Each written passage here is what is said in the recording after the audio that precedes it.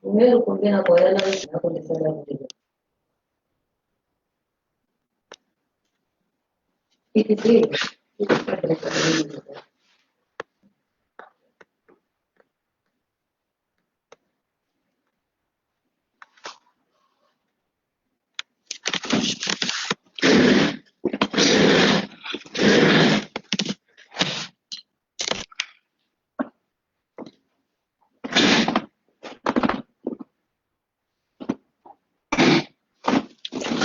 Está começando nada.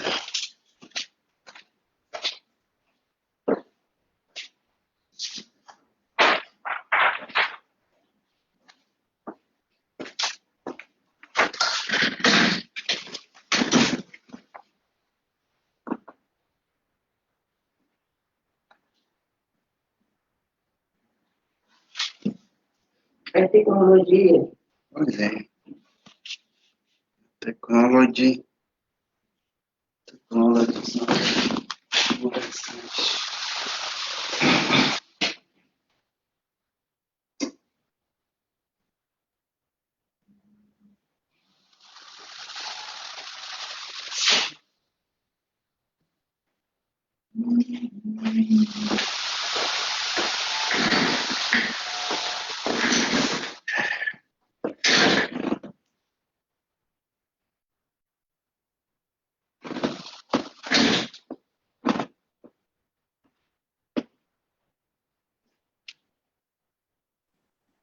Olá, boa tarde a todos.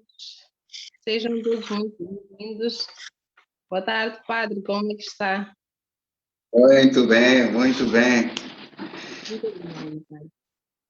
Muito boa tarde a todos. Nos acompanham aqui pelo Zoom, do Yes. Sejam bem-vindos ao nosso webinar sobre a situação humanitária em Cabo Delgado, que terá como principais intervenientes o padre Latif, e também o Alan, que é representante da Médicos Sem Fronteira. O nosso webinar vai ter a duração de cerca de 2 horas, no máximo até 2 horas, mas temos a previsão de que em 1 hora e 45 minutos, provavelmente já teremos algum desenvolvimento, e poderá ser acompanhado aqui pelo Zoom, pelas redes sociais, nomeadamente o Facebook, em particular do IES. As pessoas são livres de fazer as questões, levantando a mão aqui no Zoom e fazendo questões escritas. As questões também podem ser feitas através do Facebook e serão respondidas pelos nossos intervenientes. Eu não sei se o Alan está também já disponível, não consigo ver. Alan, boa tarde. Sim, boa tarde, Ana. Estou bem. Obrigado. Ok. Bom, sobre a crise humanitária é uma situação de emergência, não é? Em que um grupo de pessoas tem a saúde, geralmente a saúde, a vida ameaçada, quer seja por questões ambientais. Ok, nós conseguimos ouvir o Alan. Penso que todos estamos a conseguir ouvir o Alan. Penso que sim. Deixa-me ver aqui as primeiras mensagens antes de começar. Penso que sim, conseguimos todos ver e ouvir o Alan. Então, eu explicava o que é uma crise humanitária para todas as pessoas que nos estão a acompanhar, ou pelo menos que nos estão a acompanhar agora, que é uma situação de emergência, em que um grupo de pessoas ou de populações tem a sua saúde e a sua vida também ameaçada, quer seja por uma tragédia ambiental, e nós temos muita experiência em relação a isso, por causa do IDAI, que todos nós conhecemos, também muito recentemente em Luís e agora também o Luanda, por um conflito que é, no caso, o mote da nossa discussão hoje, que é a guerra em Cabo Delgado, incluindo o terrorista em Cabo Delgado, que é uma situação de conflito por excelência, ou mesmo por efeito de pobreza generalizada, etc. Então, nas situações de crise humanitária, como é esta que nós estamos a tentar descrever aqui, não sei, não estamos tão envolvidos. Eu não sei se o Crescêncio consegue saber o que é que se passa e se isso não está a afetar as pessoas que nos estão a ouvir a partir de outros lugares. Poderia, por favor, ajudar a verificar?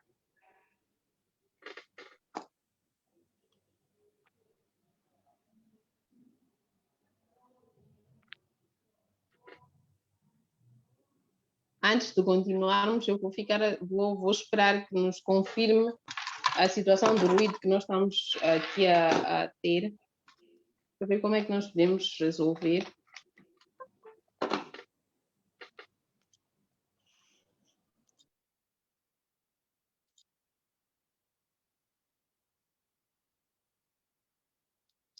Padre Latifo.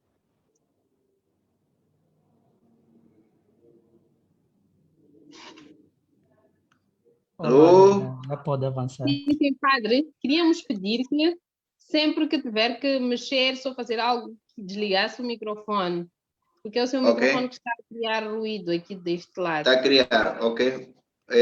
Assim que eu não sei.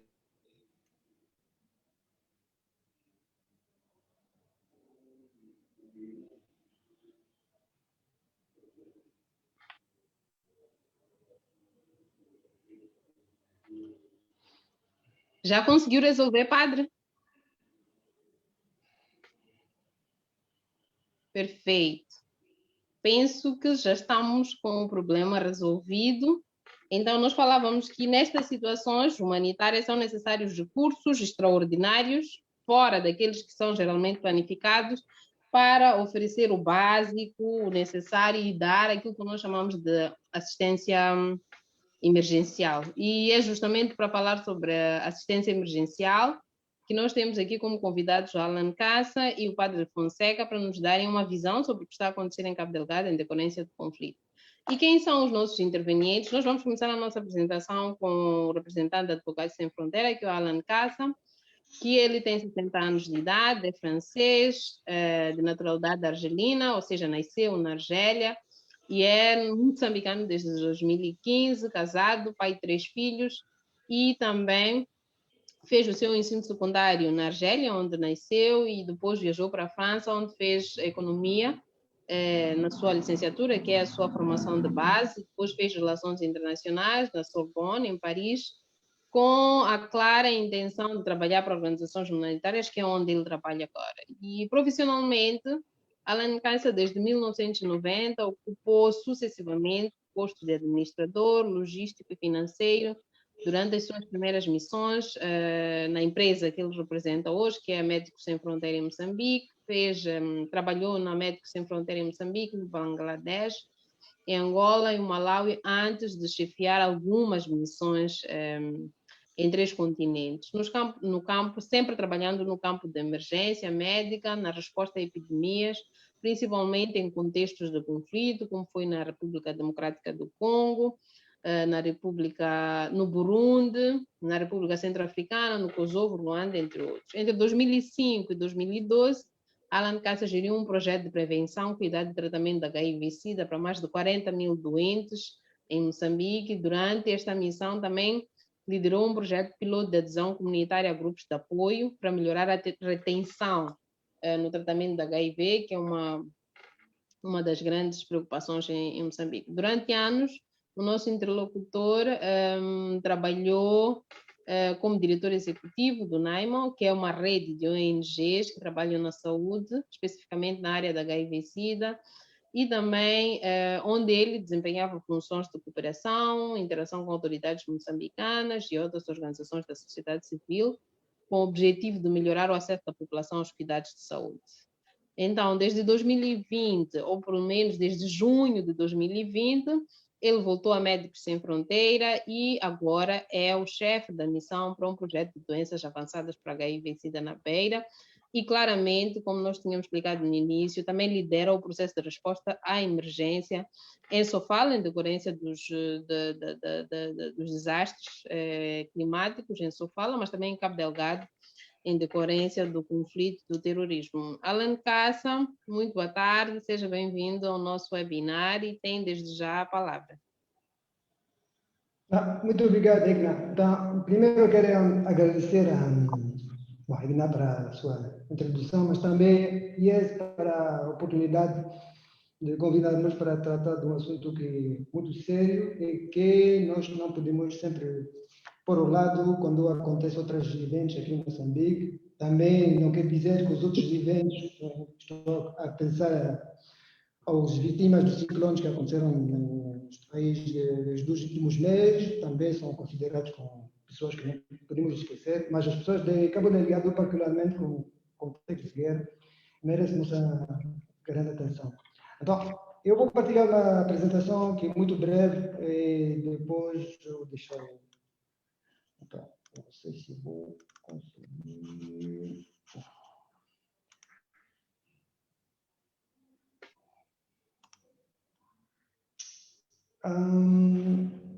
Digna, a apresentação está. Consegue ver a apresentação? Perfeitamente, Alan. Consigo ver, obrigada. Ok, obrigado. Então, eu vou tratar dos desafios humanitários em Cabo Delgado, não vou tratar do terrorismo, vou tratar sobre os desafios humanitários. Então, o agenda é o seguinte, né? Vou primeiro abordar a crise e as necessidades humanitárias, depois vou mencionar alguns elementos sobre a capacidade de resposta, que consideramos ainda limitada até hoje. Podemos também questionar se é uma crise humanitária esquecida ou não, porque ainda temos algumas dúvidas sobre o caso. E, por fim, eu vou tratar de alguns desafios e dos riscos. Então, estamos a falar de mais de... Bom, os dados são um pouco complicados, porque eu tenho que usar os antigos dados, porque é um pouco difícil de ter autorização dos donos de dados para partilhar com vocês. Então, são os dados que eu fui procurar nas diferentes redes das Nações Unidas, também do governo. Então, os dados aqui são arredondados, mas são os dados que são mais ou menos perto da realidade atual. Então, temos mais de 600 deslocados presentes em Cabo Delgado, mais ou menos um quarto da população da província, mas também temos outros deslocados nas províncias de vizinhas, de Niassa, de Nampula, mas também alguns em Sofala e Zambésia. A grande parte dos deslocados são concentrados em 5 distritos, que são distritos de Pemba, vamos entrar nos detalhes da situação depois, Metus, Montepuez, Mancoabe e Moeda. E só para dar uma ideia do que aconteceu em 2020, em 2020 foi realmente o ano mais complicado em termos de crise humanitária em Cabo Delgado, porque houve mais ou menos um aumento de 50 mil novos deslocados por mês. Isso é muito significante. Posso mencionar alguns estudos do ACLED, por exemplo, que mencionam que mais ou menos no ano passado havia mais de 500 mil casos de violências reportados. Então significa que há muita gente lá, por causa desta destabilização, tinham que mudar de casa, tudo sair da casa para outros sítios. As crianças representam a grande parte da população deslocada, são 45%, o resto são as mulheres, 32% e 23%. Estes são dados das Nações Unidas do governo. Existem alguns deslocados acessíveis, a grande parte, onde podemos apoiar, que nós podemos apoiar. Existem também alguns deslocados que são muito difíceis de acesso, alguns são impossíveis, e estes representam uma minoria. É difícil de realmente saber quantos, porque alguns dados não existem na província, o distrito, por exemplo, de Cabo Delgado, no cima da praia, é difícil saber quantos deslocados vivem lá, e também Macomia e Kisanga. Mas vamos entrar nos detalhes dos distritos mais tarde. A outra tendência é também que os deslocados, uma grande parte do nosso movimento, de uma vez, existem alguns deslocados que nos movimentaram mais de 2, 3 vezes. A última tendência daqueles deslocados dos últimos meses é que eles movimentaram-se uma vez, mas não é a realidade para todos os deslocados. Então, uma parte dos deslocados são o que nós chamamos local de recepção temporários, muitas vezes são escolas primárias, ou outros que esperam para a construção de casas ou de novas aldeias. a grande parte dos deslocados são recebidos dentro das famílias de acolhimentos, que muitas vezes são pobres e submersas com muita gente. E as três necessidades que são expressas para os deslocados, sempre, aqui não se fala de proteção, mas é claro que eles fugem por causa da falta de proteção, então, mas eles não consideram isto como um elemento... Alan, sim? Alan, peço desculpas. Alan, sim? gostaria de saber se não está a passar o slide ou há algum problema técnico. Está a passar os slides? Sim. Ok, então acho que estamos com algum problema técnico. Gostaria de pedir que fechasse o seu slide e voltasse a abrir para que ele possa passar, porque nós ainda estamos sempre na primeira página. Está bem, vou tentar de novo. Obrigada.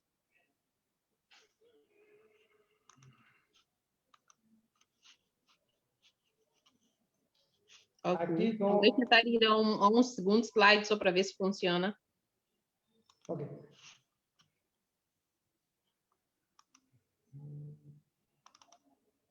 Perfeito, obrigada, já está. Então vou deixar assim, ok. Deixa-me reduzir o... Ok. Então, Não, mas está perfeito. Posso? Pode continuar. Tá bem, obrigado. Então, as grandes necessidades que são expressas pelos deslocados são, em grande parte, alimentação, o abrigo, as atividades de criação de renda, pessoas que querem trabalhar, não querem ficar dependentes, isso é muito bom. Também, considerando os outros aspectos que são mencionados, mas são água, não food items, são produtos não alimentares, eu acho tudo que é relacionado com água e saneamento e educação. Não sei se consegue ver a slide seguinte. Não há resposta, penso que sim. Então, o que é claro que os abrigos são insuficientes, várias famílias partilham a mesma tenda, o quarto, isso depois de um ano ainda temos dificuldade para responder à demanda. O acesso a alimentos é difícil para os deslocados e a família de acolhimento, é a preocupação número um, como já mencionei. Então, é por isso que às vezes nós, como trabalhadores da saúde, às vezes não temos pacientes, porque as pessoas estão mais preocupadas para procurar comida, o mesmo acesso à água, que acesso à saúde. Então, é por isso que às vezes... O acesso à água, como eu mencionei, continua a ser um grande desafio, e a vacinação com cólera não diz respeito aos novos deslocados. Isso quer dizer que houve uma campanha de vacinação que aconteceu no ano passado que não conseguimos terminar porque muitas pessoas estavam em sítios complicados, como nos distritos muito difíceis de acesso. Então, estas pessoas que se deslocaram no final do ano para os campos deslocados, eles são mais vulneráveis e colocam toda a população em perigo, porque ainda precisamos de vacinar estas pessoas que não foram vacinadas. O acesso a latrinas é complexo, existe também diferença cultural entre as pessoas do litoral e as pessoas do interior, e claro, isso, claro, coloca grande parte das populações em riscos, especialmente nos campos temporários, mas também onde o acesso à água é difícil, e não vou mencionar também o período chuvoso que complica a situação. Então, já entramos na época das epidemias, principalmente malária, mas também cólera. Malária são mais 25% das consultas que nós temos a nível da escola primária de 25 de junho em Metus são malária, muitos casos são crianças. Mas não menciono o Covid, porque o Covid até agora não houve nenhuma campanha de vacinação nos IDPs para os deslocados. Temos disseminação de diarreias agudas, cólera em função da movimentação da população, isso que eu mencionei, as pessoas que não foram vacinadas que chegam nos campos deslocados. A má nutrição torna-se uma preocupação, estamos a ver isso cada vez aumentar. Também a preocupação é a falta de fatores de tratamento HIV e de tuberculose, as pessoas que não conseguem ter o tratamento, acesso ao tratamento ao nível das unidades sanitárias e também das clínicas móveis.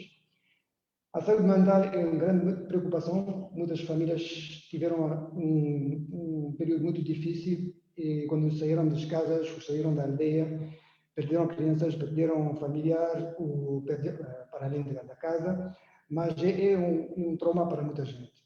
E também muitas crianças foram abandonadas diante a estes episódios de violências.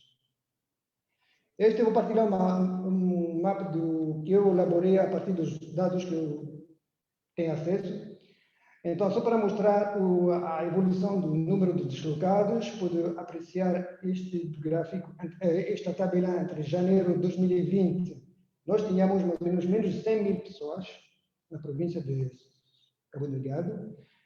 Uma parte das vítimas não eram vítimas de violências, mas eram vítimas do ciclone Kenneth, que aconteceu no ano anterior. E depois, a partir dali, podemos ver que subimos até 600 mil em janeiro deste ano. E temos também outros, como já mencionei, alguns deslocados nas províncias vizinhas, principalmente Nampula, com 60 mil, e um pouco Nhassa, Zambésia e também Sofala. Então, no lado direito, temos aquele mapa. Então, temos alguns distritos que são acessíveis, são aqueles distritos que estão mencionando de cor verde, no sul, principalmente. Os distritos um pouco complicados de acesso são aqueles de cor laranja e os distritos que são muito mais complicados de atingir são os distritos de cor encarnada. Então, mais ou menos os números. Aqui depois eu fiz uma apresentação para mostrar quais são os sítios acessíveis. Estamos a falar de mais ou menos de 415 mil pessoas. São todos aqueles distritos de Pemba, Tinekufi. Depois, o acesso difícil são aqueles distritos onde temos só acesso por via aérea, no caso de Palma, que está muito isolada há muitos meses, e que é muito difícil de abastecer a partir de Nangado de Moeda, impossível a partir de Tanzânia, e muito difícil também a partir de Pemba. Depois temos Ibo e Nangado, muito complicado também, Moeda, que recebe muitos deslocados agora que vêm do Mudumbe, também de Nangado. Meluco está um pouco isolado do centro da província. E os acessos difíceis, não impossíveis, são aqueles 4 distritos que estão mencionando no filme de cor vermelho. Mudumbe, onde não temos dados. Existem dados, mas eu não queria colocar porque não tenho certeza da veracidade dos dados. Mocima da Praia também existem dados, mas são difíceis são pessoas que não conseguimos atingir. Macomia e Kisanga são aqueles dados que existem, que foram atualizados há pouco tempo. Vou continuar com a capacidade de resposta limitada. É isso que estamos a ver depois de um ano.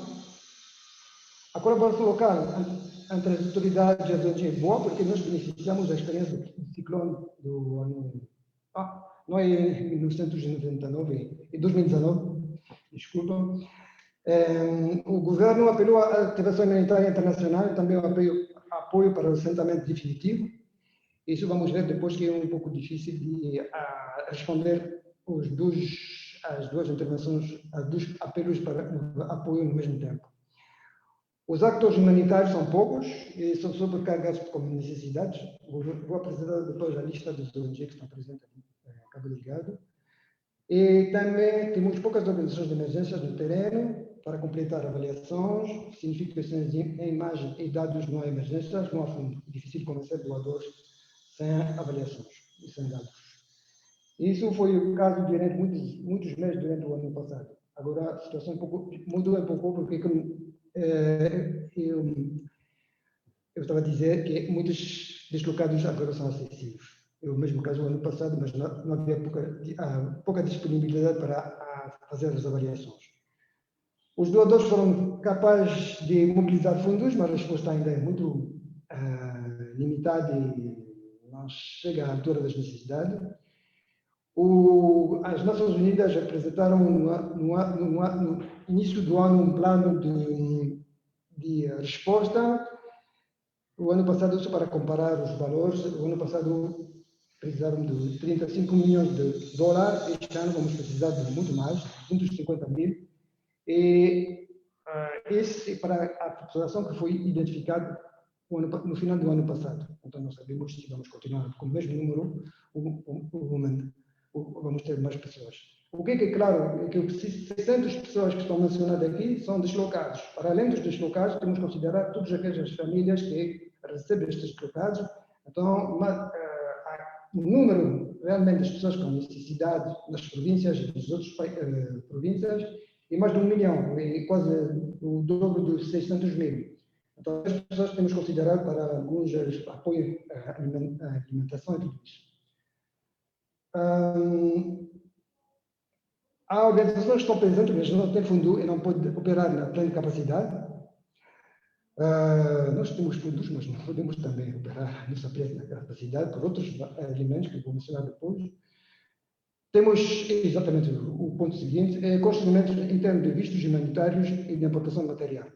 Então, até agora, o visto humanitário que foi criado há pouco tempo ainda é difícil ainda estamos a ver muita dificuldade para a implementação, e a importação de material é um desafio importante para além de pagar os impostos, as taxas, tudo isso. A importação de medicamentos é quase impossível, estamos a tentar fazer isso há 1 ano, sem resultado. E a ideia é não de substituir o governo, a ideia é de ter capacidade de antecipar a movimentação da população quando chegam toda a população de Kisanga, no distrito de Metus, sem medicamentos, é às vezes muito difícil de antecipar e de responder logo. Então, só este tipo de apoio que nós pretendemos fazer com a importação ou compra local de medicamentos para sustentar para apoiar o Ministério da Saúde. Temos também abordado a situação de Suva sem perspectiva de mudança radical. As pessoas estão lá no mesmo sítio que o ano passado, nas escolas e tudo isso. Mas houve uma tendência a começar a deslocar as pessoas para o que nós chamamos centro de reassentamento definitivo. Então, quais são a capacidade de resposta? Está limitada, o governo está lá. As ONGs de desenvolvimento são todos aqueles que estão mencionados aqui, que são aqui presentes na província há muitos anos. E as ONGs humanitárias que apareceram que depois do Kenneth e que estão lá a tentar operar, e todas as agências das Nações Unidas. Vou deixar isso, vou continuar. Então, porque podia ser considerado como uma crise humanitária esquecida. Estamos a falar de mais de 20% da população da província está temporariamente deslocada. Atualmente, a maioria da população encontra-se família de acolhimento e abrigo temporário, como mencionei. É uma situação humanitária gerida com ator de desenvolvimento, na grande parte. E temos todos aqueles que já mencionei, a dificuldade de avaliação das necessidades, os desafios financeiros, logísticos. O Covid não ajudou para a entrada de pessoal, para também entrada de material e para fazer as avaliações no passado. Então, temos finalmente uma resposta humanitária insuficiente em contexto instável para desenvolvimento seguro. A resposta integrada levará muito tempo a custo da resposta humanitária. Isso quer dizer que agora há uma tendência a misturar 3 elementos muito importantes, que são a situação de segurança, a situação humanitária e o desenvolvimento. Então, muitas vezes, quando temos os 3 elementos e que os doadores querem responder aos 3 elementos no mesmo tempo, que sofre mais é a situação humanitária. Os fundos não chegam ao tempo. Então, estamos sempre a esperar que a situação pode ser melhorada, a pensar que vamos começar a receber fundos para o desenvolvimento. Estamos a falar da Agência de Desenvolvimento Integrado do Norte, mas não vimos os fundos. Então, são estas coisas que no terreno estamos a ver diferença, que as coisas não estão a avançar, ou a avançar de forma muito lenta. E também temos necessidades imediatas e respostas futuras. Então, estas coisas que são um pouco difíceis para nós, como atores humanitários, de gerir de forma adequada a tempo. Recentemente, há muitas intenções, boas intenções para a são muito esperadas, mas como que eu também queria dizer, esquecida, não precisamos de ter muita gente a chegar no Paquitequete, na praia de Paquitequete, para lembrar que esta situação existe. Não precisamos de mais forte para mostrar que a Cabo Delgado ainda está numa situação complicada. Esta é uma situação real, que cada dia que as pessoas de Cabo Delgado estão a sofrer e que a resposta ainda é muito lenta a ser implementada.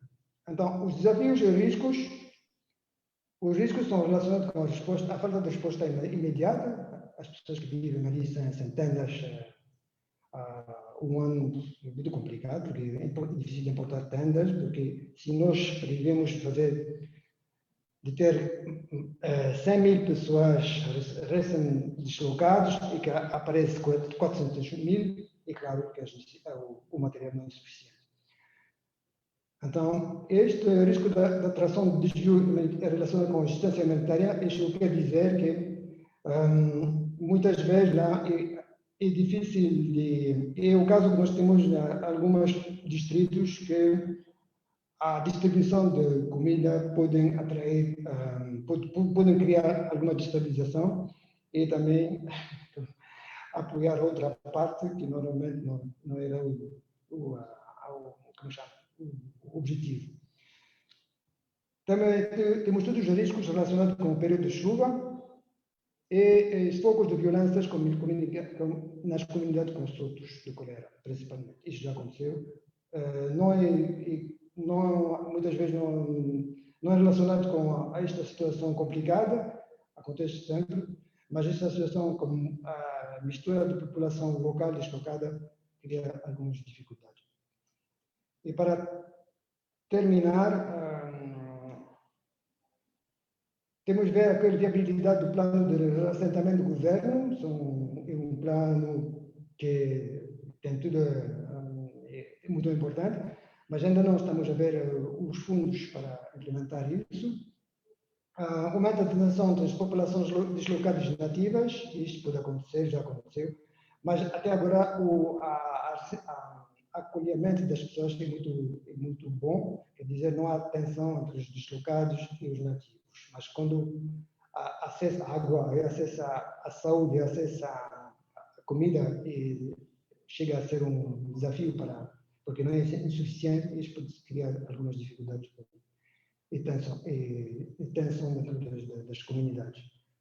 Os riscos relacionados com a imparcialidade da ajuda, isso quer dizer o risco de distribuir alguns bens para os deslocados e a família e os outros, os nativos não recebem, isto cria sempre uma dificuldade para os humanitários para gerir. A multiplicação de grupos armados, polícia, exércitos, miliciais e insurgentes, este complica o contexto para fazer avaliações nos distritos com segurança. O risco de resposta integrada, que inclui componente de segurança sanitária e desenvolvimento, isso já falei, já mencionei. E neste momento, crítico evitar que a ação humanitária se concentre na assistência e proteção que salva vidas. Depois podemos falar de desenvolvimento, mas neste momento precisamos de reação para salvar vidas, porque ainda estamos numa situação complicada. E a coordenação das atividades entre autoridades e parceiros melhorou. Fizemos as avaliações de forma conjunta com as autoridades para identificar novos sítios de reassentamento definitivo, mas vão faltar resposta financeira. E acho que termino por aqui. E muito obrigado pela atenção.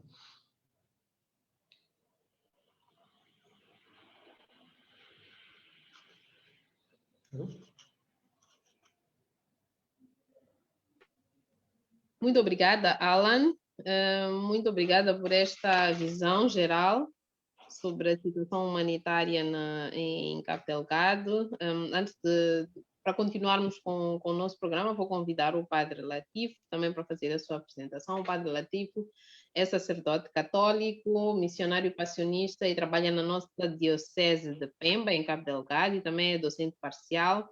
Desde muito cedo teve sempre interesse pela pesquisa sobre a cultura macua, que na verdade é a sua própria cultura, e também mais tarde como sacerdote e missionário da Congregação da Paixão de Jesus Cristo, acrescentou sua formação acadêmica em filosofia e ciências religiosas e pela Faculdade de Letras da Universidade Católica do Leste da África. É bacharel em Teologia pela Faculdade Missioneira de Paraná, no Brasil. Tem uma pós-graduação em Docência do Ensino Superior pela Faculdade Assis Burgax. É mestre na Gestão e Administração Educacional pela Universidade Católica de Moçambique. O padre, para além de sacerdote, é pesquisador na área de ética geral e antropologia cultural do povo macua, e tem estado a fazer uma grande reflexão sobre não só o rigor científico, mas também a respeito da situação humanitária nos centros de assentamentos deslocados, um pouco dentro das suas responsabilidades como sacerdote. Padre Latifo tem agora a oportunidade de partilhar conosco a sua experiência de trabalho nesse tempo. Muito obrigado. Saudações a partir de Pemba. Estamos com um clima agradável, choveu um pouco e nós estamos preocupados, por um lado, porque a cidade não comporta tanta chuva, né? Esperemos que não exagere. Vamos ao assunto. Eu trago aqui uma situação complementar do que ela falou, mas o que eu pretendo partilhar é o que nós observamos, que também nos preocupa, e quais são os lados positivos que podemos explorar nesses centros de reassentamento. Há muitas pesquisas e muitos jornalistas passam para lá para reportarem, mas o que aponto nessa situação humanitária é o primeiro ponto positivo. Vou falar da situação da convivência étnico-cultural, tratando-se que aqui temos o povo Maconde, o povo Macua, o povo Muani. Mas também vou partilhar a questão da exclusão de mulheres na distribuição de donativos. O segundo ponto. Então, o primeiro ponto, eu dizia, a convivência étnico-cultural do povo Macua, Maconde e Muani. Segundo, a exclusão de mulheres na distribuição dos donativos. O outro ponto constatado é o desespero de crianças, adolescentes e jovens. Então, nesses três tópicos, vou, em pouco tempo, partilhar para que aqueles que nos acompanham percebam quais são as preocupações. Então, começo pelo lado positivo, né? Eu fui à região de Impiri e no distrito de Metugi, e estou pesquisando na região de Marupa, em Chiure, né? Nesses dois locais, começo por Marupa. Marupa é um centro de reassentamento muito grande, onde encontramos povo Macua, povo Maconde e o povo Muani. Todos eles vindos de distritos diferentes. E é interessante, só uma curiosidade ali, que alguém vindo de Muidumbe, onde é difícil entender isso, que a maioria é povo Maconde, ele é muçulmano. Uma coisa bonita, porque afinal nós pensávamos que não poderíamos encontrar alguém daquela região ali. Então, nessa mistura de povo, nós constatamos algo positivo, que é a convivência. Convivência na partilha, cada um falando a língua do outro, falando a cultura do outro, e aí, nos momentos no dia a dia, encontramos esse elemento que eu estou aqui a partilhar.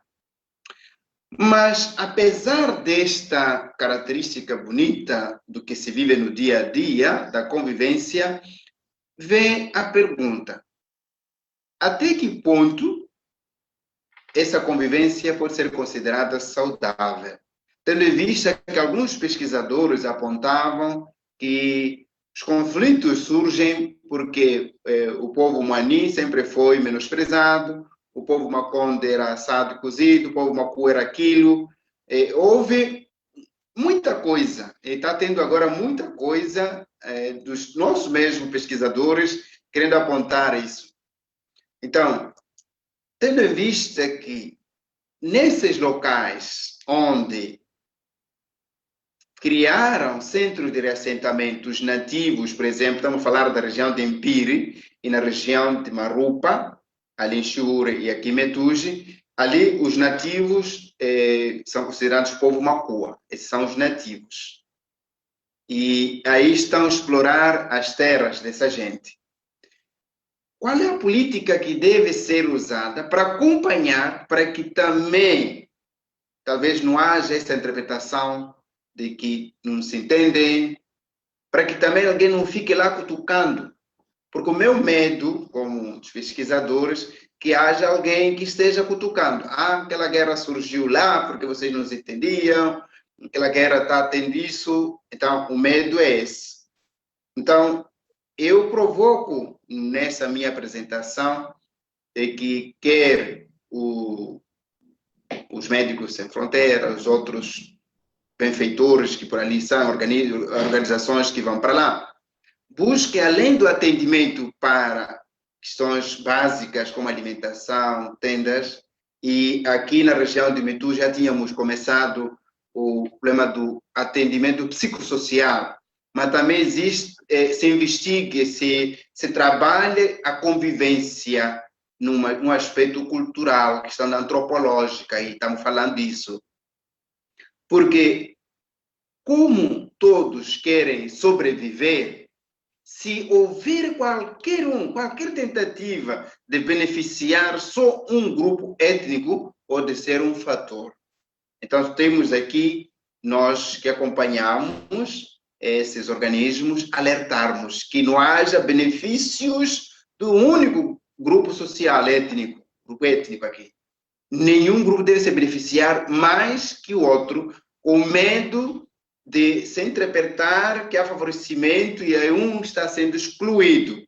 Este ponto me chamou a atenção e não deve ser menosprezado, porque afinal queremos que as pessoas saiam desses centros de reassentamento com uma experiência de convivência pacífica.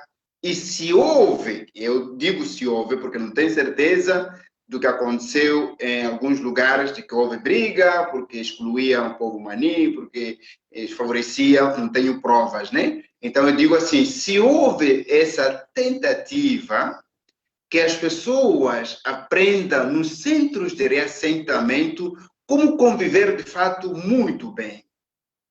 Que haja um acompanhamento, talvez, desses especialistas aí, desses grupos, essas organizações muito grandes, não olhem só dar comida. Comida não é suficiente. Deve-se buscar também esse aspecto, né? Este é o ponto. Então, lá encontramos, por exemplo, um momento que o povo quer dançar mapico. Que convidem os chefes ali, os líderes, convida todos. Vamos dançar todos nós. Sem necessariamente ser espectadores, sem só olhar. Que todos eles aprendam a dançar mapico, por exemplo. Se existe ali uma forma como um jobe, outras danças ali, que também. Porque na convivência, na pesquisa antropológica, nós podemos ver que essas danças, os cantos, sempre fizeram um papel importante, que é a unificação. Então, volta ali no final do dia, promover-se essas danças, esses cantos, pode ser muito saudável, muito saudável. Na região de Impiri, o segundo ponto, encontramos algo que nos preocupou E aí, eu conversando com alguém, um dos pesquisadores do que aconteceu na Beira, em que houve denúncia de que algumas pessoas se aproveitavam de mulheres. Em uma das pesquisas na região de Impiro, as mulheres disseram assim: nós que somos solteiras e viúvas, não somos excluídas. Veja só. Estamos a falar de gente vulnerável. Estamos a falar de gente que perdeu, essas mulheres perderam seus maridos durante a guerra ou não. E aqui no momento da distribuição, só se entrega esses bens, talvez um exemplo ali, pode também, os critérios, quais são os, talvez poderíamos antes desenvolver, questionar, quais são os critérios de distribuição dos bens? Para que essas mulheres, por exemplo, sintam-se excluídas. Quais são os critérios de distribuição desses bens? Porque ao se chamar, por exemplo, por família e dar-se só lugar os homens, com certeza serão poucos homens. Porque aqui muita gente, essas mulheres perderam seus maridos. Algumas aqui, por exemplo, em Pema, tem muitas mulheres solteiras, muitas mulheres viúvas. Então, no critério, a meu ver, o critério aqui deveria ser procurar chefes da família, não necessariamente homens. O termo aqui, chefe de família, ser homem, deve ser ultrapassado, porque também aqui nas cidades como Pema, encontramos muitas chefes de família. E tem casos, até crianças cuidando dos seus irmãos. Criança, vamos falar de menores, também sendo chefes de família. Então, que se regularize isso. Não se deve basear como chefe da família como homem. Deve ser ultrapassado. Porque nós observamos, de fato, que aquelas mulheres começaram a lamentar, dizendo que estão sendo excluídas. Talvez a Alan e os demais que estão muito ligados à distribuição de bens podem falar isso. E na chegada, eu chamo a atenção, os chefes das aldeias novas, essas dos centros de assentamento, das aldeias, devem ter a cultura de inclusão. Deve ter alguém que vai explicar, porque chega, por exemplo, não sei se é pressa para atender a todos, chega os nativos, só deixam com o chefe da aldeia, o representante, o líder ali.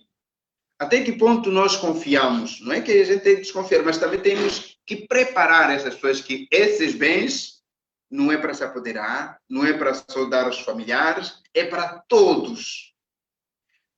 Estou a apresentar esse tema porque nos locais onde essas pessoas que no dia a dia viviam, eles tinham a sua forma de se virar. Hoje, sendo dependentes, acredito que a sensibilidade, esses traumas têm que ser trabalhados, e porque cada atitude negativa estamos a provocar o trauma de exclusão. Então, que os centros de reassentamento trabalhem o aspecto de inclusão para que não haja mais mulheres lamentando pela exclusão na hora da distribuição de nativos. E também, quando se fala aqui, quem sabe, o que apresentou também a questão de atividades de rendimento. Talvez começar por essas mesmas, que não têm braços a mais, porque uma família constituída pelo marido e a esposa ali juntos tem como trabalhar rapidamente e sustentar a sua família. Agora, uma única chefe, uma mulher, talvez tenha menos capacidade. Então, nesses investimentos, deve haver, primeiro, prioridade. Eu coloco prioridade tendo em vista que já constatamos esse problema. Mas também, o outro ponto que apresento aqui, já sabemos que ao destruírem as aldeias, e aí começa por acampamentos, agora centros de assentamento, está faltando de forma urgente como ocupar crianças, adolescentes e jovens. Se os terroristas tinham condições, veja só, de aliciar e recrutar esses jovens, hoje, a ficarem um dia inteiro sem nenhuma atividade, pode ser um meio também de dizer, olha, podem ir, é melhor que vocês vão vão lá se juntar aos terroristas. Então, o que eu chamo a atenção aqui também chamo aqui atenção às nossas organizações internacionais, nacionais, do governo, que trazem de forma urgente algumas atividades lúdicas, desporto, jogos diferentes, e quem sabe, entre eles, se lá também tem professores, comece a usar em pequenos grupos, que seja de 3 pessoas, de 4, para evitar aglomeração, por exemplo, comece a ter atividades que seja de forma informal, assim, faça a repetição, que se use formalmente.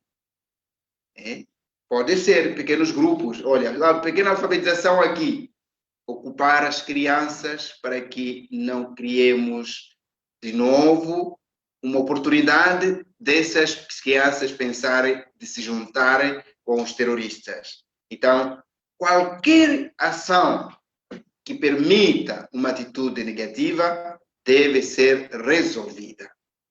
A nossa preocupação é que as 24 horas não estão sendo exploradas para que não haja ociosidade e não haja tempo de pensar, talvez em casa, talvez à vontade de fazer outra coisa má. Então, eu trago aqui esses 3 pontos que vou resumir. Essa convivência pacífica deve ser explorada entre as etnias e não dar maior relevância, nem que seja da maioria aqui, não dar maior relevância à única etnia, não. Todos esses provenientes de vários distritos, nesse local, deve-se falar, como antes Samora falava, da unidade nacional.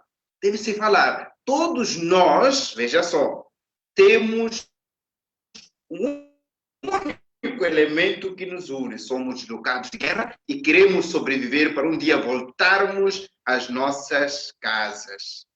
Então, isso, dizer aqui, tudo que for acontecer, nós temos aqui um local transitório.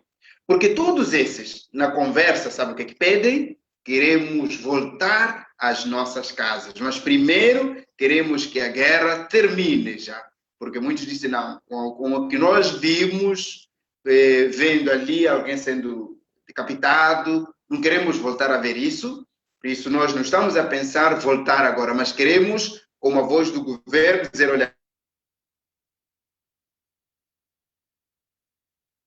a guerra acabou, podem voltar às vossas casas. Queremos que a distribuição dos bens seja de forma justa, transparente, haja inclusão e haja valorização de cada cultura. Nós não estamos a pensar voltar a obrigado. O povo Makua que acolhe deve ser respeitado, deve ser também acompanhado, para que também não pense, porque eu vi, uma visita, olha, com esse tempo de fome, os deslocados se beneficiam mais. Esse é um elemento para só terminar a minha colocação.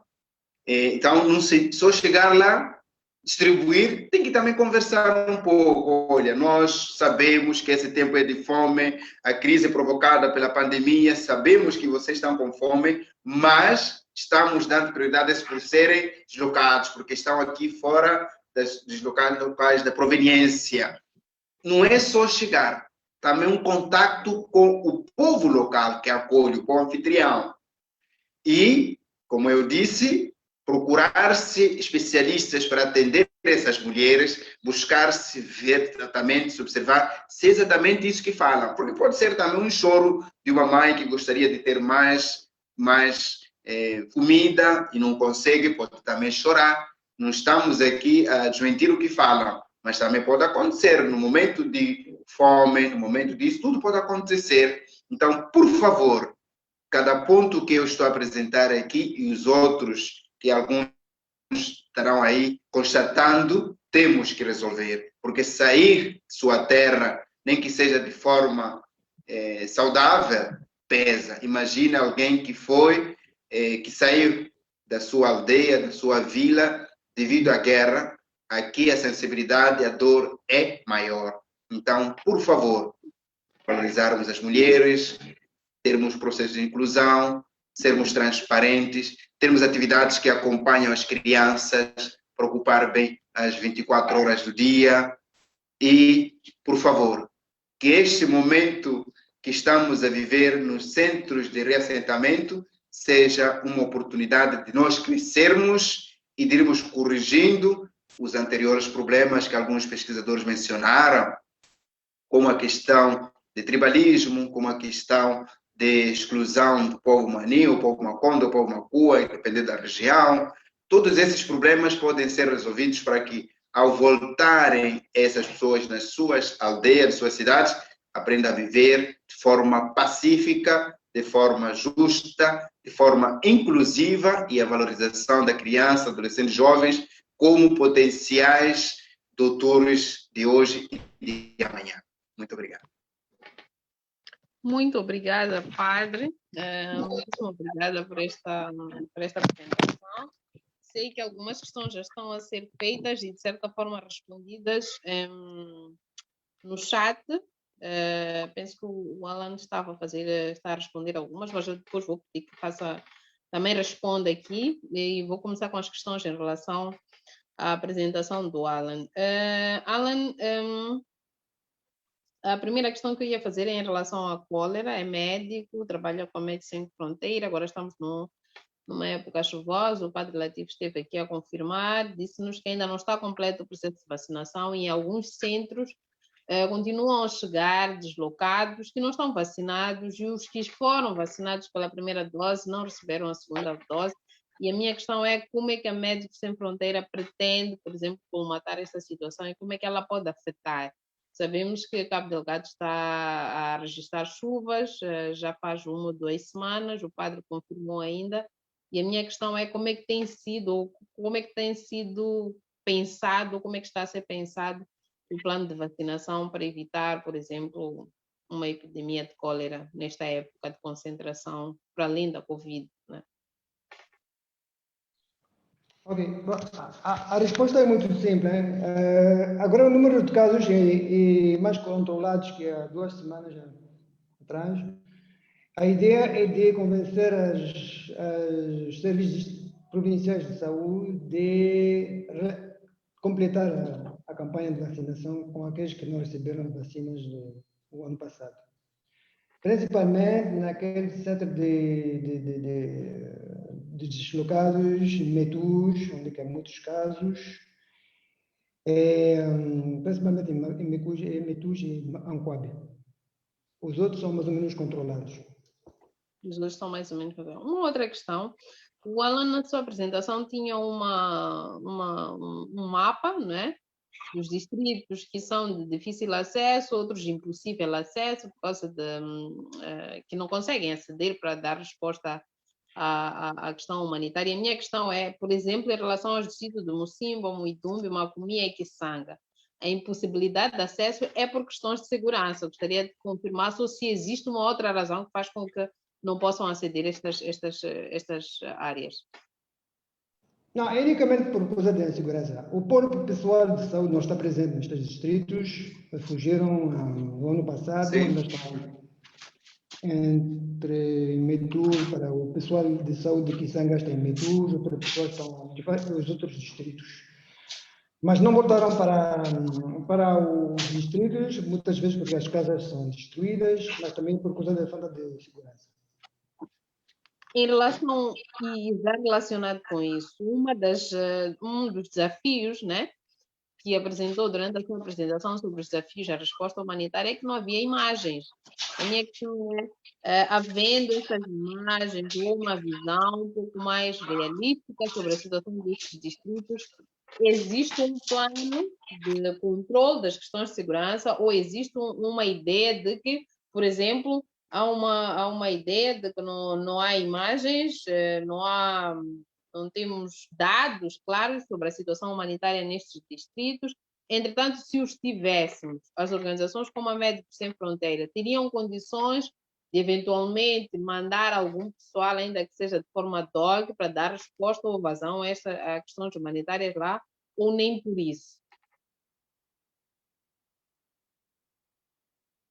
Não, o principalmente é financeiros. Não há capacidade atualmente, não há parceiros implementadores em termos de emergências para responder à demanda. Não há. Normalmente, em tempo normal, devemos ter muitos outros parceiros de experiência humanitárias no terreno, como aconteceu há 2 anos depois do IDAI.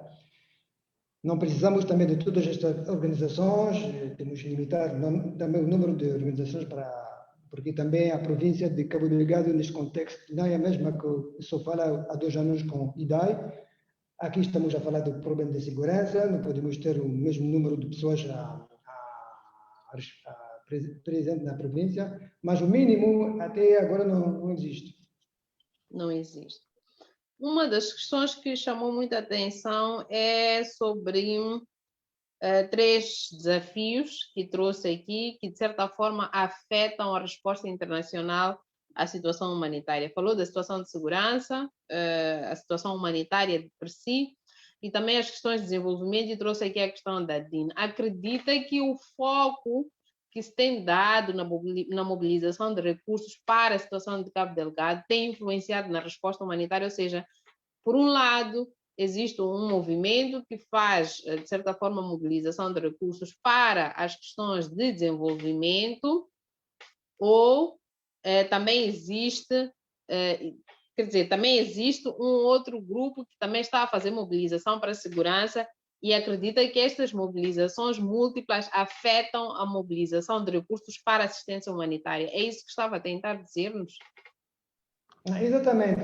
Existe agora o que nós chamamos, nossa leitura científica, o Nexus, é uma mistura de considerar os 3 aspectos que a doutora mencionou, que é o aspecto humanitário, temos uma crise humanitária, e que não podemos pensar que os doadores vão continuar a financiar uma crise humanitária anos e anos. Então, ao mesmo tempo, tem que se negociar tudo o que é relacionado com o desenvolvimento, mas também a paz, como que as pessoas podem começar a falar, discutir, negociações para que este conflito termine. Porque se nós continuamos assim, vamos continuar a manter uma situação humanitária sem resposta humanitária. E vamos sempre pensar que os doadores vão sempre pensar que a situação melhora em termos humanitários, que não vai melhorar porque não há fundos, são poucos. E desenvolvimento nesta situação, onde que a situação ainda está difícil, para imaginar colocar muitos fundos para reabilitar centros, construir novas aldeias para os doadores é um pouco difícil de pensar nisso. E no mesmo tempo, que como nós estamos a ver nenhum passo em termos de negociações entre os diferentes partes para ver que podia ter como falou o padre, uma perspectiva de paz, que as pessoas podem voltar para casa porque é a única vez que eles querem, e não a grande parte, que é normal, e continuar a ficar dependente. Então é isso que faz que a resposta humanitária não tem fundos suficientes, porque ainda há parceiros que esperam, doadores que esperam que as situações melhoram para considerar um pacote. Um pacote maior. E em relação a isto, uma das opções que o governo tem estado a usar em Cabo Delgado é justamente o que o Alan estava aqui a dizer, a construção de centros de reassentamento para que as pessoas, de forma voluntária, possam mudar-se para estes centros e eventualmente começar as próprias vidas, sem com isso significar que não voltam para as suas áreas de origem. E a minha questão é, esta abordagem não tem nenhum enquadramento na ideia geral de resposta humanitária, significa que os doadores têm muito mais dificuldade em financiar, por exemplo, o processo de reassentamento, ou nem por isso? Não, temos exatamente a mesma dificuldade com os deslocados, os recém-deslocados depois do ciclone Heloísa. Nós chegamos lá e observamos duas situações diferentes. Uma situação dos recém-deslocados, deslocaram por causa das cheias, e foram exatamente para os sítios que o governo costuma identificar, que são as escolas. Então estavam lá. Quando chegamos lá, observamos outro aspecto. Para nós, a resposta humanitária é as necessidades daqueles deslocados que chegaram lá nos centros temporários e responder à demanda. Mas considerar que esta situação, com os novos deslocados, com um plano de reassentamento que foi programado com antecedência para o IDAI, para a resposta ao IDAI, e considerar que os mesmos atores vão responder às duas situações, vai ser complicado. Porque os inventários não estão aqui para responder a um plano de desenvolvimento. Então, quer dizer que nós, quando temos a escolha a fazer, nós devemos responder às necessidades prioritárias. Não temos mesmo. A filosofia das organizações de emergência é muito diferente das organizações de desenvolvimento, é claro. Então, quando estamos aqui, como também com poucos fundos, a ideia é de responder à prioridade para salvar vidas. E não começar a considerar, porque não temos esta experiência, que vamos construir novas aldeias. Isso é um plano de desenvolvimento um tempo, vamos dizer, mais tranquilo, que ainda até agora, bom, nos distritos onde estes sítios estão identificados, é claro que a situação está boa, mas ainda é muito difícil de convencer os doadores para avançar. E em relação à experiência que tem ela em trabalhos em situações ou em países com situações de vulnerabilidade, de conflito, o que pensa que pode acontecer a médio, pelo menos a curto, médio e longo prazo na província de Cabo Delgado, considerando que o plano governamental é de reassentar, entretanto ainda existem alguns centros e não se sabe como é que a situação humanitária vai evoluir nos próximos tempos, ela está totalmente dependente dos desenvolvimentos a nível militar. E a minha questão é, como profissional humanitário, como alguém que trabalha e tem experiência nestes contextos, o que é que espera que vai acontecer em Moçambique a curto, médio e longo prazo nesta matéria? Bom, nós esperamos ver uma resposta um pouco mais importante em termos para responder às necessidades humanitárias. Isso é a primeira preocupação. Depois, em termos de contexto, eu não sou político e a saber se a situação vai melhorar ou não, mas precisamos de mais parceiros e mais apoio financeiro para responder à demanda e de forma imediata, porque estamos a falar disso há meses e as situações melhorou bastante, mas ainda há muitas coisas. Podemos ver as situações que podemos pensar que os deslocados chegaram ontem, mas chegaram já há 3 meses, 4 meses, estão numa situação um pouco péssima. E que outros parceiros são importantes para a resposta humanitária em Cabo Delgado neste momento? Estes que gostariam que já tivessem se juntado, por exemplo, a Médicos Sem Fronteira. Quais são esses outros parceiros que são importantes para dar resposta ou dar vazão à resposta humanitária em Cabo Delgado? Na verdade, são poucas porque não há fundos. Não há... Sim, mas quais são os parceiros, independentemente da existência ou não de fundos? Quais são os parceiros que são importantes? Por exemplo, temos a Médicos Sem Fronteira, que outros parceiros poderiam ou são importantes neste momento em que tem que se fazer uma resposta ou dar uma resposta à questão humanitária em Cabo Delgado. Esteve a dizer que o facto de não termos mais chegadas em Paquiquete não significa que a situação está controlada. Então, o que mais é que nós precisamos? Que outros parceiros é que nós precisamos para dar vazão à resposta humanitária?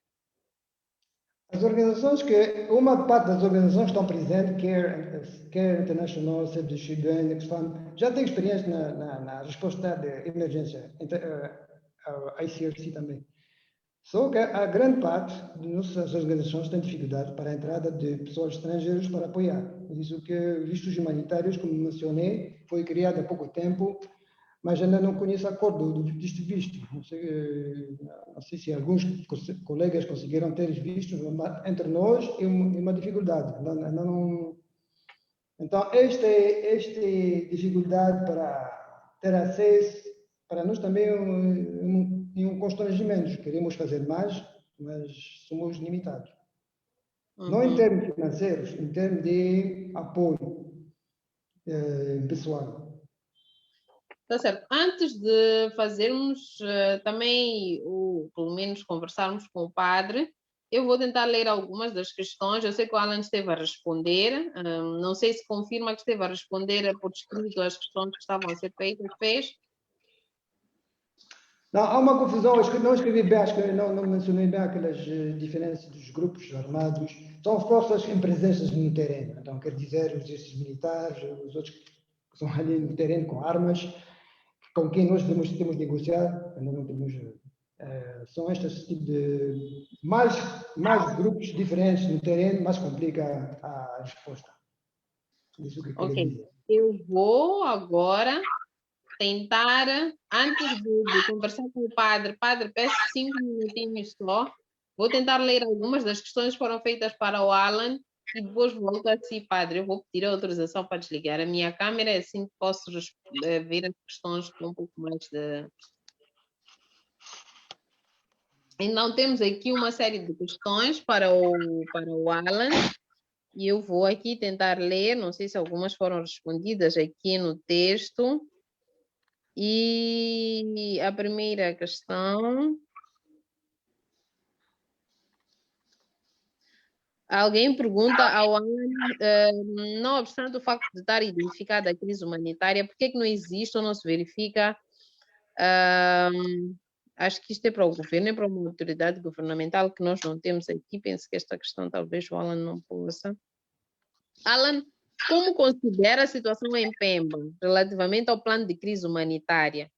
Alguém pergunta se existe alguma ligação entre a falta de segurança na capital, em Pemba, com a falta de assistência econômica humanitária. Ou seja, na verdade, a pessoa pergunta ao Alan se, de certa forma, podemos relacionar as dificuldades na assistência humanitária com a questão ou com a falta de segurança na própria na cidade de Pemba.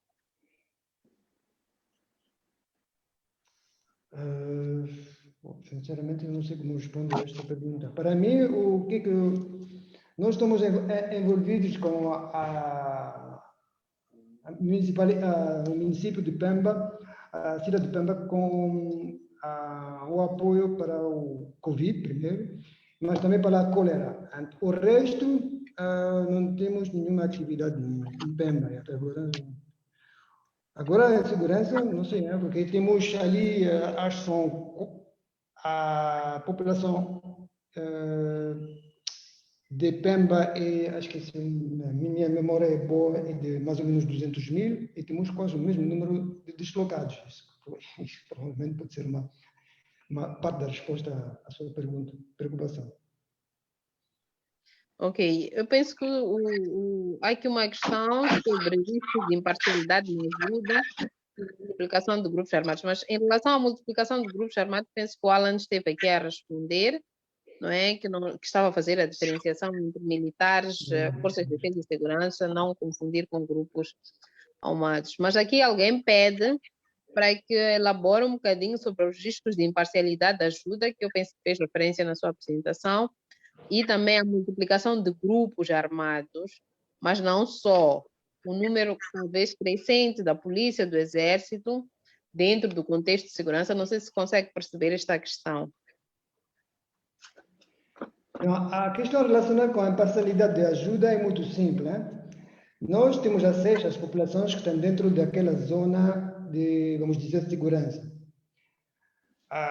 Mas, normalmente, todos os moçambicanos que são em situação difícil deviam ter acesso a este tipo de apoio, que sejam do lado do governo, do outro lado, do lado dos insurgentes.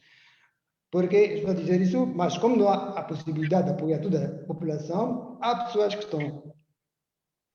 não estão a receber, podem considerar, da parte também dos dois lados, né, da parte dos distritos complicados e da parte dos distritos que são controlados, podem considerar que o apoio não é parcial. E isso podiam identificar as ONG como um elemento que não considera a população da mesma maneira. Isso que eu queria dizer. Por isso que são riscos de parcialidade e que as ONG podem ser consideradas de um lado e não do outro lado. Ok. Alan, eu vou fazer uma última questão e depois vou pedir que, à medida, dentro das suas possibilidades, possa responder, não é? No bate-papo, enquanto eu depois converso com o Padre Latif. Mas antes, Agradeço que responda estas perguntas. Alguém pede para elaborar um pouco mais por que é que considera que a questão humanitária em Cabo Delgado está um pouco esquecida, como se pronunciou no início da sua apresentação. Alguém pede para dar uma explicação. Então, depois dessa explicação, Alan, peço que responda as questões aqui por escrito no nosso chat enquanto nós conversamos com o padre. Obrigada.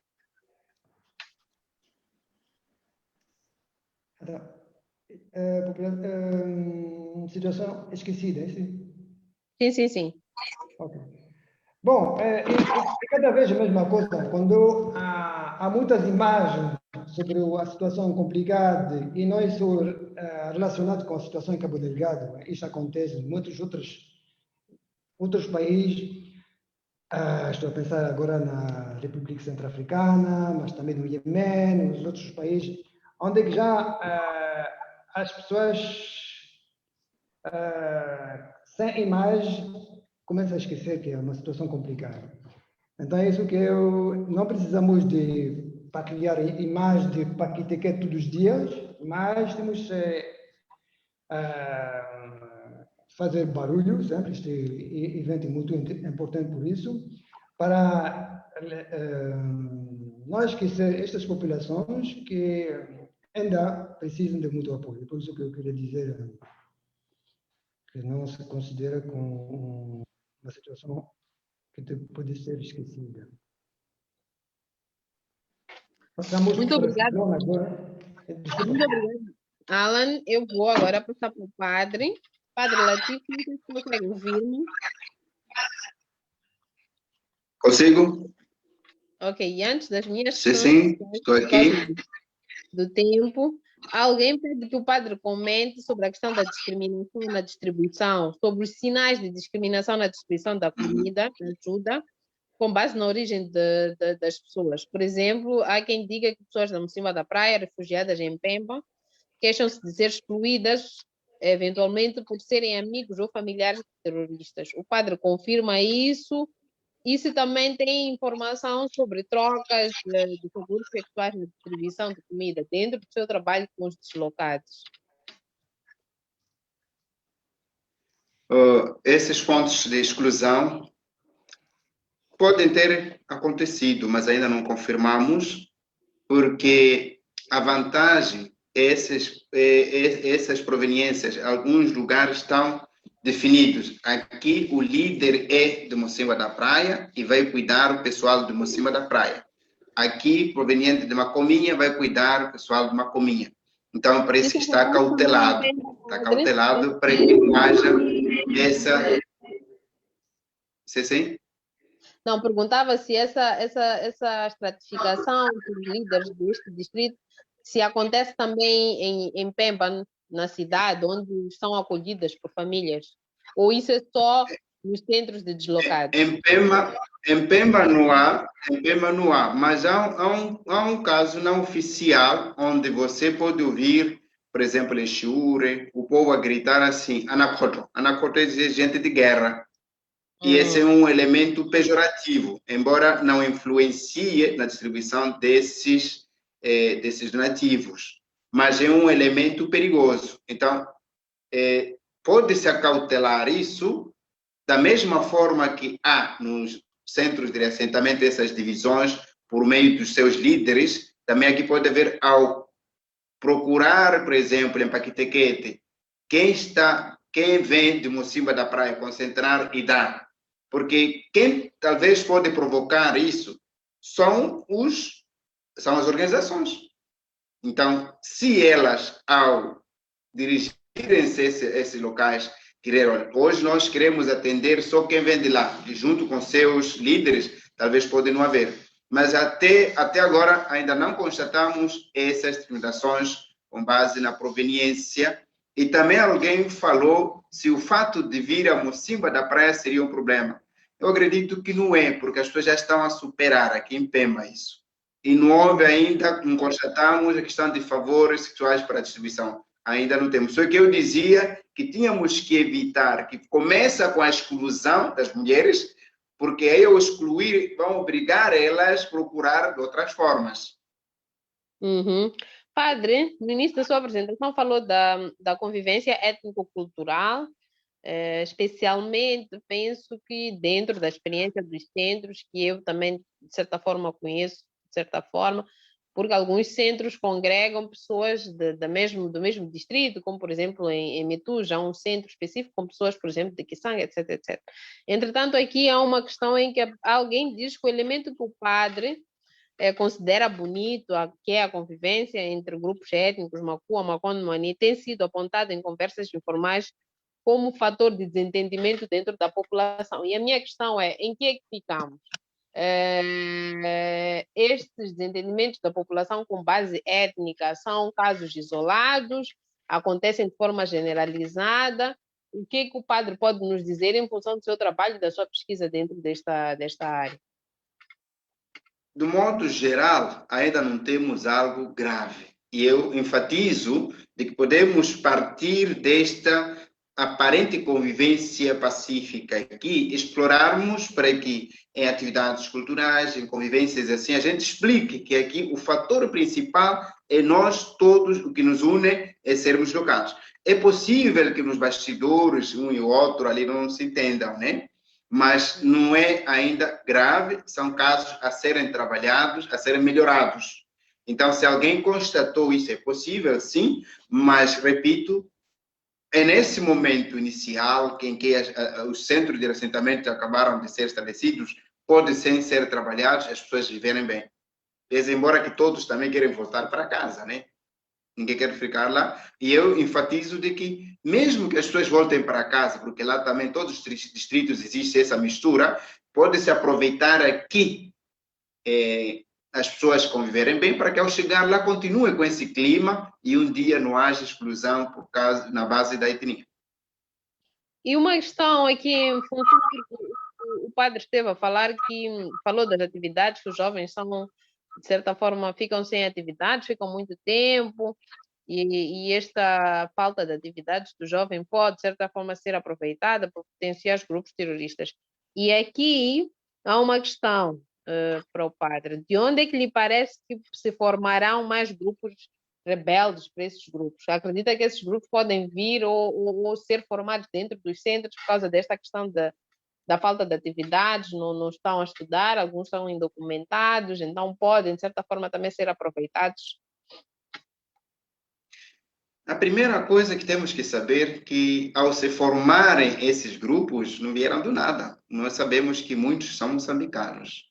Talvez um pode fazer papel de quem vai visitar seu familiar lá e alguém dizer, olha, sim, é meu irmão. E ninguém sabe. Eles não têm um rosto de chegar lá todo, ter um alarme, assim, dizer, este é que é terrorista. Nós não sabemos. Eu estou a tentar trazer elementos que devem ser trabalhados para não permitir que alguém tenha facilidade de se juntar a terroristas. E nós sabemos que esses centros são abertos, todos podem entrar, podem sair.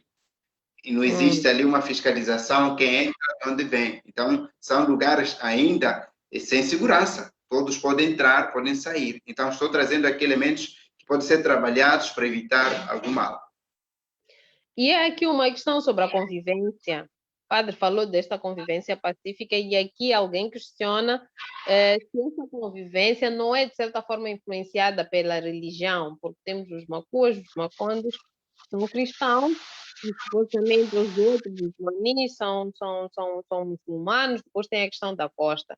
Então, esta confluência toda de pessoas, especialmente em Pemba, onde as pessoas não estão organizadas em função da sua origem, etc., etc., como é que tem influenciado nisto que nós acreditamos ser convivência pacífica?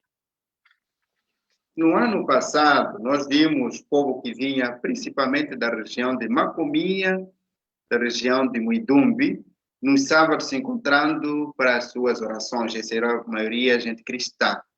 Enquanto os muçulmanos já iam lá nas sextas-feiras e tal. Mas até agora nós ainda não temos casos graves. Eu vou dar o exemplo da região de Impira, ali perto tem um centro de reassentamento onde 90% é gente muçulmana. Eles mesmo, quando chega alguém, falar de alguém com qualquer religião, dizem, não, aqui todos quase somos muçulmanos. Então, também pode ser evitado se perceber-se que entre muçulmanos, por acaso, mas eu acredito que ainda não aconteceu isso, porque nas nossas pesquisas, nos contactos com esses centros de reassentamento, ainda não constatamos que o elemento religião tem sido algum problema. Tá certo, padre. Eu tenho uma questão. Também peço a todos, não é? Caso continuem com questões que nos apresentem, e nós vamos partilhar aqui. Mas a minha questão está intimamente ligada a algo que o padre disse, né? Sobre as organizações étnicas, etc, etc. E a minha questão é a seguinte, padre. Dizia que nenhum grupo deve beneficiar do outro em detrimento do outro, nas questões da distribuição de alimentos, etc, etc. E a minha questão é, em relação à lista de deslocados, acredita que seria importante que a lista incluísse informação sobre a origem étnica das pessoas? Se não, como é que nós garantimos que a entrega aleatória, que eu acredito que é aleatória, da comida, não vai beneficiar um grupo em detrimento de pessoas? Teremos que identificar as pessoas pelos seus grupos étnicos e garantir que damos comida de forma equitativa, ou se não, ou se sim. Se não, como é que nós vamos garantir que aquela distribuição que foi feita em função de uma senha, da origem, do dia da chegada, não vai criar nichos de que só as pessoas da etnia X e YH que receberam a comida? Padre. Os líderes que também foram resgatados a partir de proveniências conhecem. Quem vem, por exemplo, em Kisanga, sabe quem é Makua, quem é Makonde, quem é Mani, sabe muito bem. Então, não é necessariamente a gente ir lá selecionar, os próprios líderes sabem, e aí o que nós pretendemos contribuir temos que ter um critério que exclua qualquer possibilidade de discriminação. Isso é fundamental, porque entre eles já se conhecem quem é Makua, quem é Makonde, quem é Mani, a partir dos seus líderes.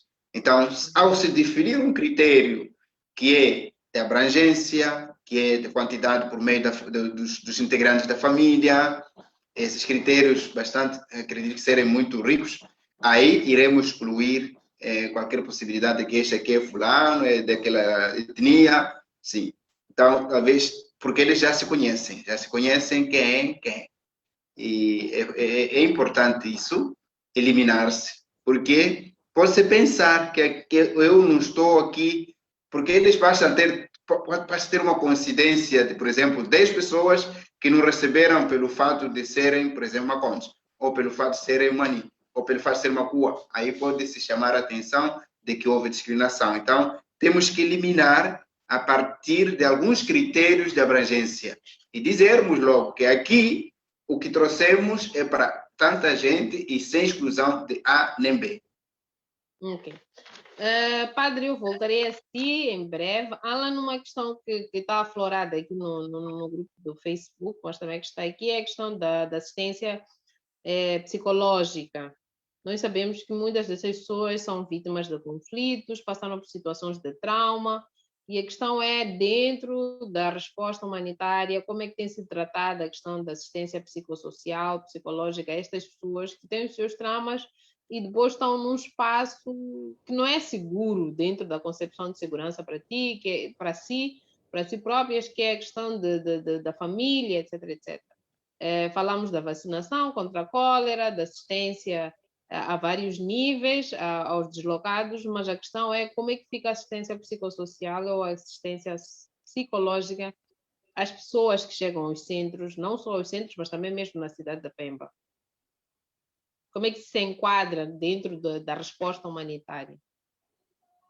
É um dos aspectos muito importantes que foi considerado depois de todas aquelas primeiras preocupações de ter abrigo, de ter comida, de ter água, de ter acesso à saúde. Este também foi incorporado com um pouco quase no fim, mas algumas organizações, no caso de Caritas, no caso de organizações que são mais que conhecem mais a população que as organizações humanitárias, já começaram este tipo de apoio psicossocial desde o início, com a dificuldade que nós temos é que, bom, não sempre precisamos de psicólogo para fazer este tipo de programa, precisamos de pessoas que podem sentar com as populações, deixarem falar para exprimir as suas ansiedades, mas é claro que é um programa muito complexo e que são poucos atores a fazer isso. Mas as Nações Unidas estão a acompanhar algumas organizações locais, porque são as organizações locais que sabem fazer mais que as organizações internacionais de trabalho, porque eles conhecem as populações, conhecem os hábitos das populações. Nós também estamos a fazer isso ao nível dos deslocados de centro de Mitus, mas é uma gota dentro do oceano, para falar a verdade, porque o número a demanda é muito grande e também, às vezes, é difícil para deixar as pessoas se exprimir de forma muito aberta. O trauma não é fácil como estrangeiros, chegar assim, começar a falar com as pessoas, não é fácil. Então, tem que ser pessoas que já conhecem bem a população e sabem liderar com este tipo de aspecto. Sim, Alan, falamos que nós temos centros em Ancoab, Metus, Montepuez, Pemba, para além dos centros, quase todos os distritos do sul de Cabo Delgado têm estado a acolher deslocados. Mas a questão aqui é que parece que há centros específicos que têm tido uma assistência consistente em relação aos outros. Como é que isso tem sido tratado a nível da resposta humanitária? O facto de centros como que estão em Metus terem uma assistência mais consistente, a tempo útil, em detrimento de outros locais que também estão a acolher deslocados e que eventualmente também tenham algumas reclamações. Como é que isto é tratado ao nível da resposta humanitária? De certa forma, até como é que é coordenado? Porque um pouco do que vemos é que em algumas áreas há muito mais reclamações, mas quando se chega em áreas como Metuge, as coisas ali funcionam quase que plenamente. Como é que isto é feito ao nível da coordenação da resposta humanitária? Bom, primeiro em Metu as coisas não estão funcionando da melhor forma, porque é ali que temos muitos casos de cólera, significa que a resposta não é apropriada, é suficiente, porque acesso à água temos em Metus mais de 100 mil pessoas, tá? Pode imaginar, a população normal de Metus deve ser 50 mil, uma coisa assim. Então, 3 vezes o número de população com a necessidade de ter água já é um grande desafio. Mas outros aspectos que é muito importante é o facto que os deslocados se movimentam, mudam de um sítio para outro. Então, eu entendo que para as autoridades, os parceiros das Nações Unidas, acompanhar os dados é uma dor de cabeça. E que sempre a resposta, mesmo no nível de Pemba, estamos a falar de mais de 150 mil pessoas, não toda a gente tem acesso a comida, não toda a gente, e podem considerar que as pessoas que estão dentro dos centros bem identificados de acampamento, centro temporário, por exemplo, a escola em Metus, em Xuri, são considerados como favorecidos, porque eles estão ali bem identificados. Então, este tipo de aspectos que às vezes é muito difícil de responder de forma bem clara. Tá certo. Alan, e esta questão vai para o Alan, mas também vai para o Padre Fonseca. Qualquer um dos dois pode responder. Primeiro tem a ver com a Agência de Desenvolvimento Integrado, a ADIN. E aqui há uma questão, alguém pergunta como é que vocês olham para o papel da ADIN? Qual é que acham que pode ser a contribuição da ADIN? Não só na resposta humanitária, que na verdade não é o core business da ADIN, porque o objetivo da ADIN é justamente tratar o contrário da resposta humanitária, que é tratar do desenvolvimento. Mas como é que vocês olham para esta agência como aquela que eventualmente vai coordenar e também trabalhar nas questões complementares à resposta humanitária a longo prazo? Qual é a visão que vocês têm em relação a esse assunto?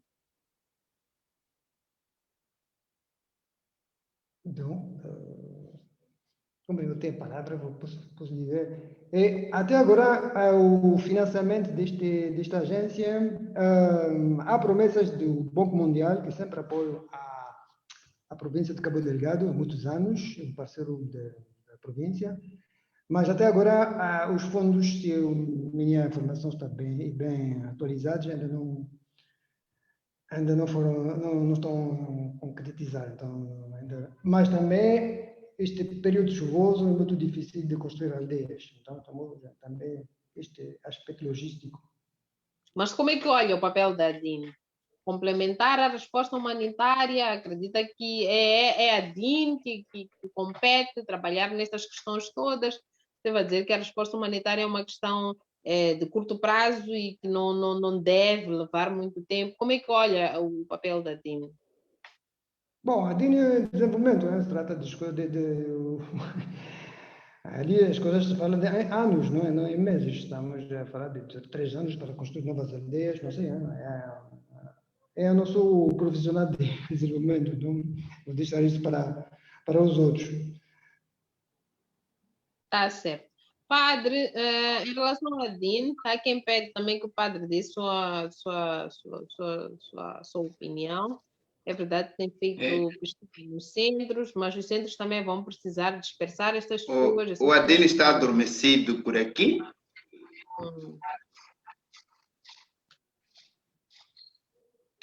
Alô? Sim, padre, pode falar. Eu dizia que o Adine está adormecido por aqui, ainda não temos nenhum sinal de que foi criado, ouvimos, mas ainda não começou a atuar. Mas eu não acredito ser um elemento que pode ser usado para se aplicar nesses centros de reassentamento, porque neste momento as pessoas querem comida, querem dormir, querem algumas coisas ocupacionais.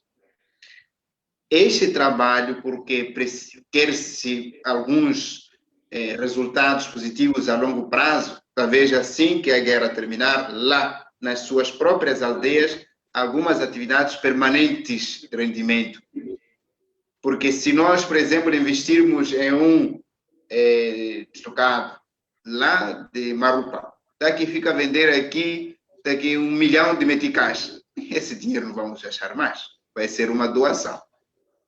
Então, que haja uma política clara de que, olha, estamos acompanhando a vocês assim que terminar a guerra, ao regresso, lá na sua terra, lá sim, para começar do zero, é lá onde nós vamos investir com esse programa aqui, com tudo aquilo, com todo o dinheiro que for investido nesse programa. Mas hoje eu acho que seria nos precipitar. O que deve ser aplicado é exatamente os locais onde não houve ataques, onde as pessoas estão estáveis, é como aqui em Pemba, Cuxura, Motepés, Balama, Namuno, esses lugares aí, tem que se começar, sim. E não adianta só ter no papel, tem que se começar a trabalhar, principalmente como o próprio projeto é, para os jovens, que comecem a ser ocupados. Nós queremos esse dinheiro aqui ser desenvolvido. Há gente que pode desenvolver isso, pode fazer suas atividades, e não pensar mais desse assunto de terrorismo. Tá certo, padre, muito obrigada. Nós já estamos quase na reta final do nosso webinar, mas antes de começarmos a pensar na reta final e do resumo que falamos aqui, gostaria de perguntar se o Alan e o padre gostariam de dizer alguma coisa em relação à situação humanitária em Cabo Delgado, algo que eventualmente nós não tenhamos explorado e que consideram importante e relevante para as pessoas que nos ouvem e para as pessoas que estão a acompanhar o nosso webinar agora e que não sabem o que é que se passa em Cabo Delgado. Eu gostaria de tomar a palavra apelando a todos que evitássemos encontrar os culpados, que evitemos jogar a culpa de um, a culpa como do outro, como eu disse ali, esses termos em lugares onde há muitos jogados e alguns se desfavorecem, ter uma contínua, não sei se seria educação cívica, uma sensibilização, encontros assim, que permitissem que as pessoas olhassem o outro como irmãos, como próprios moçambicanos, como pessoas de necessidade. E também trabalhar-se com os nativos, nas aldeias anfitriãs, nesses lugares onde tem os nativos, para que saibam que, olha, a situação, nós nos vimos assim, ninguém escolheu isso, nos vimos assim, fomos invadidos, então vamos ser muito pacientes e vamos respeitar esses valores, vamos evitar culpar, vamos evitar jogar pedra contra o outro, e é como dizia na minha explanação, respeitarmos essas mulheres, porque se houve alguém se constatou ali houve abuso, com certeza devem ser essas mulheres solteiras, viúvas, algumas jovens ali. Temos que cuidar, ter um grupo, temos aqui muitos organismos da mulher, então, mulher agora é momento de trabalhar, né? Tem que trabalhar, mulher, para resgatar essas vossas irmãzinhas, vossas irmãs, todos nós. Por isso é o momento de olhar, porque dentro dos vulneráveis existem sim e sempre existirão os mais vulneráveis, e tem alguns que vão aproveitar-se dessa vulnerabilidade para poderem atender seus caprichos. Então, precisamos todos nós unidos para defendermos e talvez resolvermos a situação da crise humanitária em Cabo Delgado, e nos lugares onde também nós, esses aqui, todos as vítimas também fora, como Nampula, como Niassa, como Zambésia, todos esses lugares deve haver um constante acompanhamento. Ninguém pode dizer que já resolvemos. A resolução, como os próprios dizem, é só voltar para as suas próprias terras. Aí sim, chegando lá, todo o investimento, como esse dinheiro do ADIM, é lá onde vai se aplicar e constante. Eu acho que isso despertou a nós que não há relaxamento. Na vida, não se deve deixar algo para amanhã. É para resolver já. Se constatou, resolva logo e prossiga com a sua vida. Muito obrigada, Padre. Alan, em relação à situação humanitária, o que é que se oferece dizer? O que é que achas que o webinar não explorou e que seria oportuno, mais do que explorar, que fosse de conhecimento do público em geral sobre a situação humanitária? Bom, o aspecto, nós como somos uma organização internacional, temos algumas formas de influenciar os doadores e também as diferentes embaixadas que têm aqui em Maputo, mas também fora do país, para que esta situação não seja considerada como mais um caso das crises humanitárias esquecidas, como muitos outros casos. E o facto também que Moçambique não é só a crise de Cabo Delgado, mas também temos outros eventos que, por causa das mudanças climáticas, como todos os ciclos dos anos, faz que temos sempre que chamar a atenção que, claro, as pessoas de Sofala sofrem de Heloísa, tudo isso, mas ainda não temos de esquecer as pessoas de Cabo Delgado, que continuam a ser uma grande parte deslocadas, em situações complicadas, e que precisam sempre de nossa atenção. E temos que falar disso com Nações Unidas, até aqui a nível Maputo, mas também a nível de fora do país. Muitíssimo obrigada, Alan. Vou verificar mais uma vez e, eventualmente, pela última vez, se temos alguma questão de insistência, porque ainda temos alguns derradeiros minutos antes de terminarmos, e esta vai ser... o Michael pergunta sobre a previsão de regresso dos deslocados às suas áreas de origem. Penso que esta questão vai para o Alan. Se isto levar anos, ou seja, se levar muito tempo a saída dos deslocados dos centros de deslocados, o que é que vai acontecer? Quais são as garantias que nós temos, não só das organizações humanitárias, mas também do governo, sobre como gerir esta questão? Se a situação de segurança não melhorar e as populações levarem muito mais tempo do que o previsto para voltar às suas áreas, o que é que se pode esperar? Quais são as perspectivas? Esta questão parece-me que vai para o Alan. Eu não sei exatamente quando esta guerra vai terminar, acho que ninguém sabe exatamente.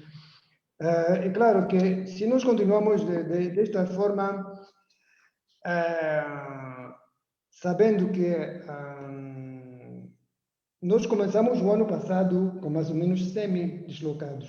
Chegamos no final do ano com mais de 600 mil.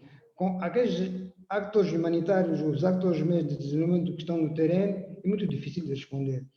Então, se o ano de 2021 continua da mesma forma, com os mesmos tipos de violência, vai ser muito complicado, claro, as pessoas não vão voltar para a sua casa e podemos ter muito mais deslocados. Agora temos uma situação um pouco mais calma, porque o período chuvoso, tudo isso, não sabemos exatamente porquê, mas não vou entrar em detalhes. Mas é claro que nós estamos sempre preocupados por a razão que já expliquei, que este conflito, esta situação pode ser esquecida e que, entretanto, as necessidades aumentam. Podem aumentar.